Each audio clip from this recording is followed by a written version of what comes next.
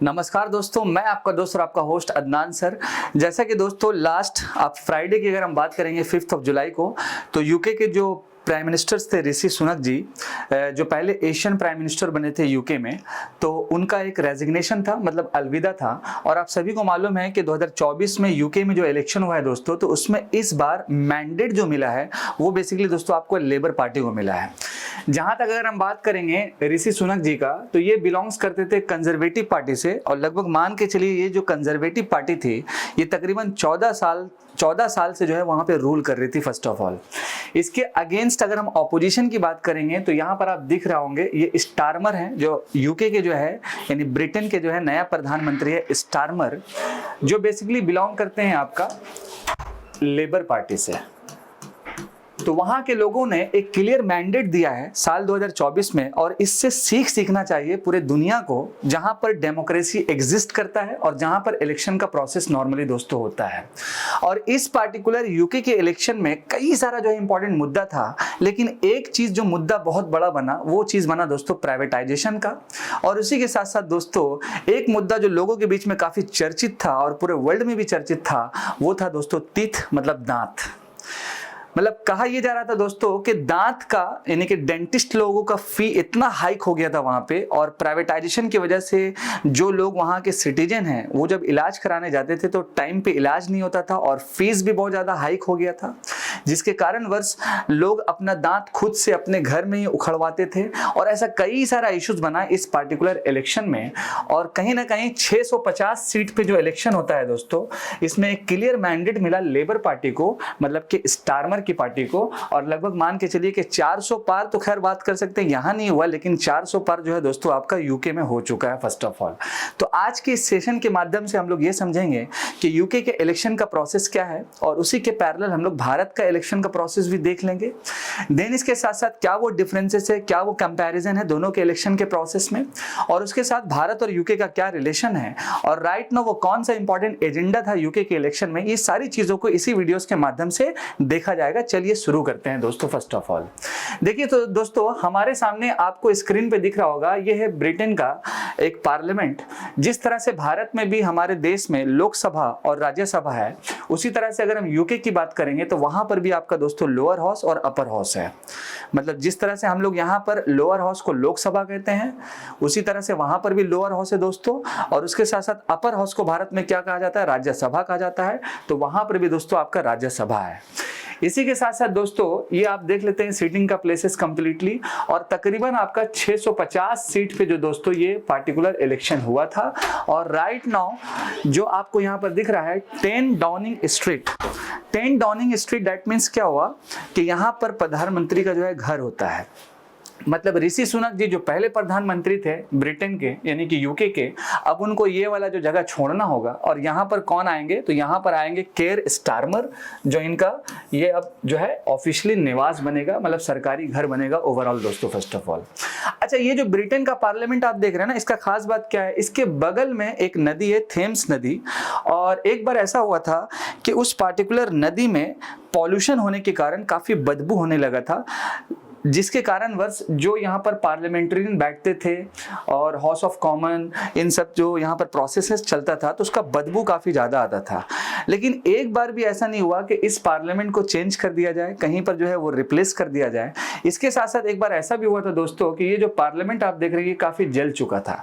यानी कि जो भी मतलब कि कह सकते हैं संस्कृति कह सकते हैं, या फिर जो मॉन्यूमेंट है या पैलेसेस है, उसको एग्जिस्ट रखा गया। और जहाँ पर जैसे ही मतलब कि ये हाउस चलता है, उसको सेम टू सेम वहां पर उसी तरह जो है ओवरऑल रखा गया है दोस्तों। फर्स्ट ऑफ ऑल हमारे सामने आपको दिख रहा है ये कंजर्वेटिव पार्टी के लीडर हैं, और ये चेहरा आपको तो भूलना नहीं होगा, जॉरिस जॉनसन आपको याद होगा।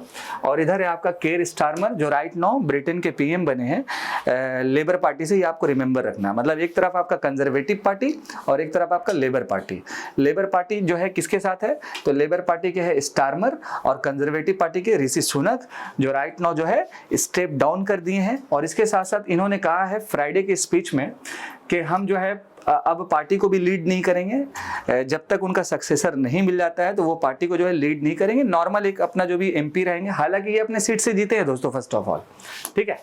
अब हम बात करेंगे दोस्तों यूनाइटेड किंगडम में जो इलेक्शंस का जो प्रोसेसेस होता है वो कितना कितना सिमिलर है भारत से, और उसी के साथ साथ कितना डिफरेंसेस है भारत से, इन चीज़ों पे डिटेल्स में बात किया जाएगा।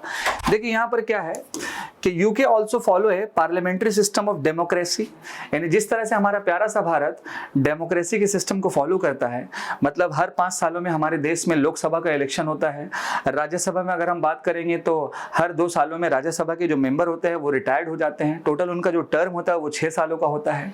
उसी तरह से दोस्तों यहाँ पर अगर हम बात करेंगे तो ब्रिटेन में भी जो है एक पार्लियामेंट्री सिस्टम है, ये आपको रिमेंबर रखना है। देन इसके साथ साथ अगर हम बात करेंगे कि इस पार्टिकुलर यूके में कॉन्स्टिट्यूशन लिखा है कि नहीं लिखा हुआ है, तो देखिए दोस्तों वहां पर क्या है कि रिटन कॉन्स्टिट्यूशन जो है नहीं लिखा हुआ है, जिस तरह से हमारे प्यारे से भारत में रिटन जो कॉन्स्टिट्यूशन है वो लिखा हुआ है दोस्तों फर्स्ट ऑफ ऑल। ठीक है, अब हम बात करेंगे दोस्तों कि आखिर वो कंपैरिजन है और कौन कौन सा इंपॉर्टेंट डायमेंशन है जिसमें भारत और यूके को एक साथ जोड़ता है इलेक्शन के प्रोसेसेस में। तो फर्स्ट ऑफ ऑल हम शुरुआत करेंगे इधर भारत से, और उसी के बगल में आपको यूके दिख रहा होगा। जैसा कि मैंने पहले ही बताया कि यूके में जो इलेक्शन हुआ है वो 650 सीट पे हुआ है, और 400 प्लस सीट पे कौन पार्टी आई है, तो आपका लेबर पार्टी आई है। उसी तरह अगर हम भारत की लोकसभा की बात करेंगे तो यहाँ पर लगभग आपका 543 सीट्स पे हुआ इलेक्शन, और आप सभी को याद होगा कि एनडीए की सरकार ने, मतलब गठबंधन की सरकार ने जो है फुल मेजोरिटी बनाया, और यहाँ पर जो है उनका सरकार बना है। भारत में अगर आपको मेजोरिटी बनाना है तो 272 सीट अगर कोई पार्टी लाती है तो उसका सरकार बनता है, और अगर हम यूके की बात करेंगे तो यहाँ पर आपको लगभग दोस्तों 326 सीट लाने पे यहाँ पर सरकार बनेगा।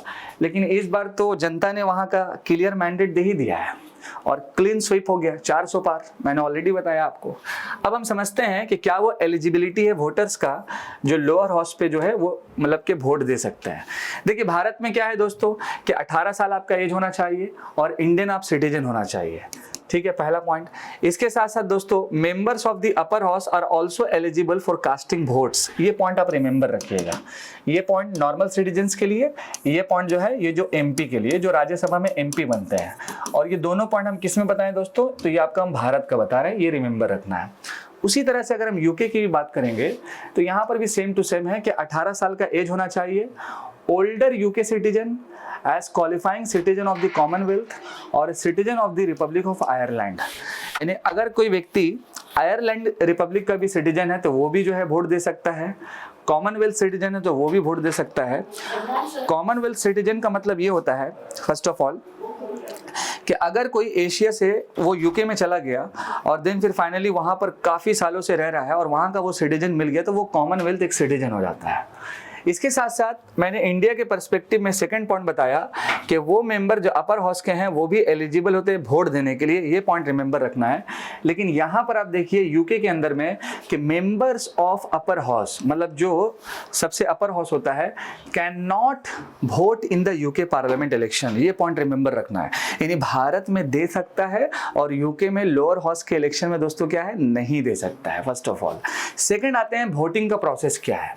देखिए दोस्तों अगर हम भारत की बात करेंगे वोटिंग के प्रोसेस में, तो हमारे देश में जो वोटिंग होता है वो इलेक्ट्रॉनिक वोटिंग मशीन, आपको रिमेंबर होगा, मतलब कि इलेक्ट्रॉनिकली होता है।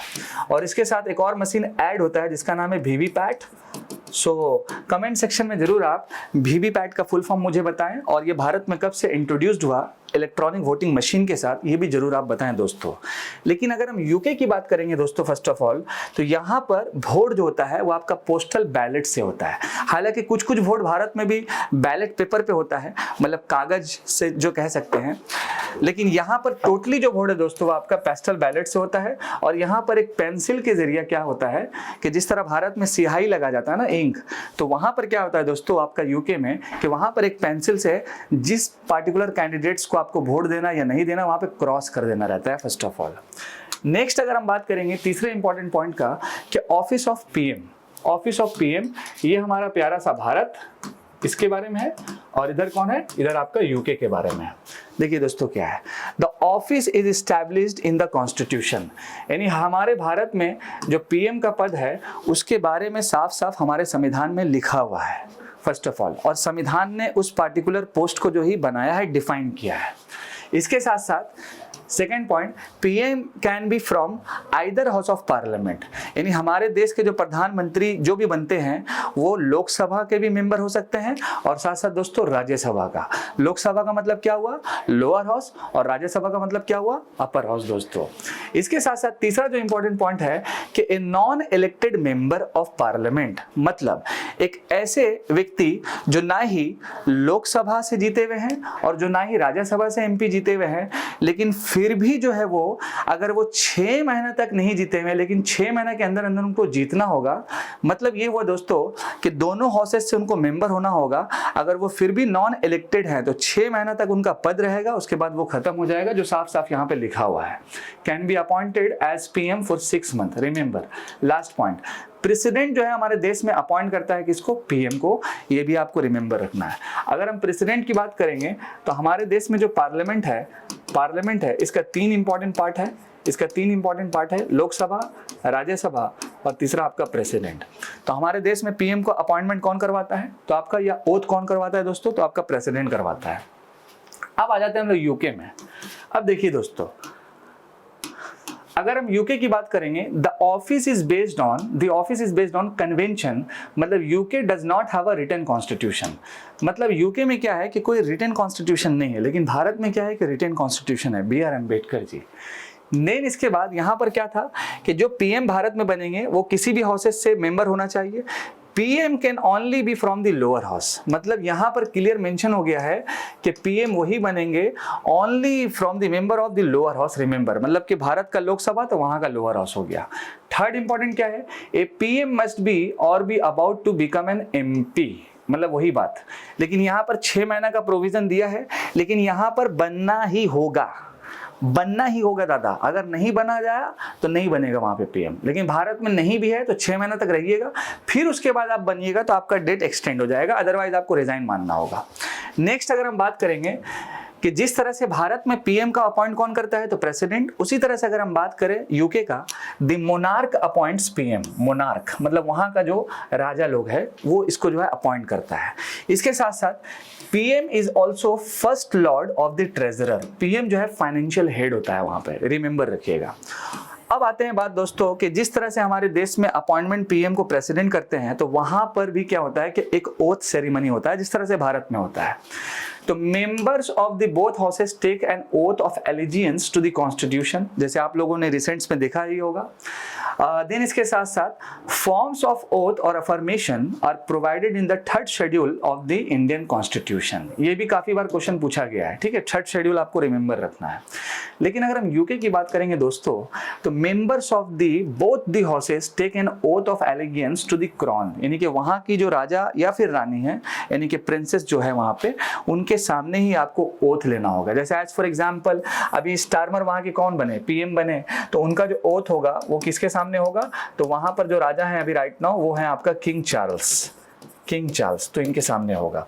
Next one, oath is based on promissory oath act 1868 and oath act 1978, यानी वहां पर ये कानून ऑलरेडी बना हुआ है। लेकिन भारत में अगर हम बात करेंगे तो 3rd schedule of the Indian constitution. I hope दोस्तों कि ये जो प्रोसेस आपको है थोड़ा थोड़ा समझ में आया होगा ओवरऑल भारत और यूके का इलेक्शन का प्रोसेस। आइए जानते हैं कि वो कौन सा इंपॉर्टेंट एजेंडा था या ऑब्जेक्टिव था जिसके कारणवश कंजर्वेटिव पार्टी मतलब ऋषि सुनक को इतना दर्दनाक और करारा हार मिला है। ठीक है, देखिए फर्स्ट ऑफ ऑल दोस्तों, इस पार्टिकुलर हार का जो सबसे बड़ा कारण अगर हम बात करेंगे तो वहां पर है आपका हेल्थ का इशू, और स्पेशली आपका जो है डेंटिस्ट्री इशू। जो मैंने वीडियो के शुरू में बताया कि दांत एक बहुत बड़ा इशू बना था इस पार्टिकुलर यूके के इलेक्शन के पार्लियामेंट में, और काफी सारे लोग वहां पर जो है प्राइवेटाइजेशन से भी परेशान थे, फीस हाइक को लेकर परेशान थे। कई सारा मीम्स भी बना कि भारत के लोग अगर मान लीजिए इंग्लैंड के लिए जा रहे हैं पढ़ने के लिए, रिसर्च के लिए, आप सभी को पता होगा कि साल 2023 से पहले लगभग 7 लाख से आसपास लोग भारत से जो है अलग अलग जगहों पे पढ़ने के लिए गए हैं। उसमें एक नाम आपका यूके भी है, ब्रिटेन भी है। तो एक मीम्स क्या बना था कि जो भी लोग जा रहे हैं तो साथ में अपना दंतमंजन, और कांटी, ये सब मतलब कांटी बोले तो वो डंडा होता है ना नीम वाला, वो सब लेके जाएं, क्योंकि वहाँ पर हेवी शॉर्टेज है, प्राइवेटाइजेशन, फीस हाइक, डेंटिस्ट का कमी है, तरह तरह का जो मेडिकल शॉप है वहाँ पर जो है वो डेंट कैंप लगा है, केमिकल लगा है लगाने के लिए, वो भी काफ़ी महंगा है। तो ये बहुत बड़ा कारण बना इस पार्टिकुलर यूके के इलेक्शन में, जिसके माध्यम से वहाँ का जो है सरकार गिर चुका 14 साल जो रूल किया था दोस्तों। दूसरा जो सबसे बड़ा इशू था वो था आपका वाटर का इशू था। देखिए दोस्तों, अगर हम बात करेंगे कि हमारे ही भारत देश में कि पानी को भी अगर प्राइवेटाइज कर दिया जाए और कुछ प्राइवेट कंपनी पानी का जो है सप्लाई करे और उस पर भी बहुत सारा टैक्स लगे, हालांकि बहुत सारा भारत में देखिएगा आप कि डब्बा वाला पानी लिया जाता है तो वो एक प्राइवेट के हाथ में ही होता है, लेकिन कहीं ना कहीं यूके में क्या हुआ कि पानी का जो कॉस्ट है वो काफ़ी बढ़ गया और तमाम चीज़ों को जो है दोस्तों वो प्राइवेटाइजेशन के हाथ में ढकेल दिया गया, जिसके कारणवश क्या हुआ कि एक मोनोपोली बना कंपनीज का, और साथ साथ फी वहाँ पर भी जो है प्राइजेस हाइक हुआ, और जिस कारणवश इन्फ्लेशन हो गया, महंगाई हुआ, और उसके कारणवश सरकार जो है धड़ाम से गिरा है दोस्तों। First of all next one है दोस्तों आपका प्राइवेटाइजेशन, मतलब हर जगह प्राइवेटाइजेशन, पढ़ाई में, लिखाई में, सिंचाई में, दवाई में, मतलब हर जगह।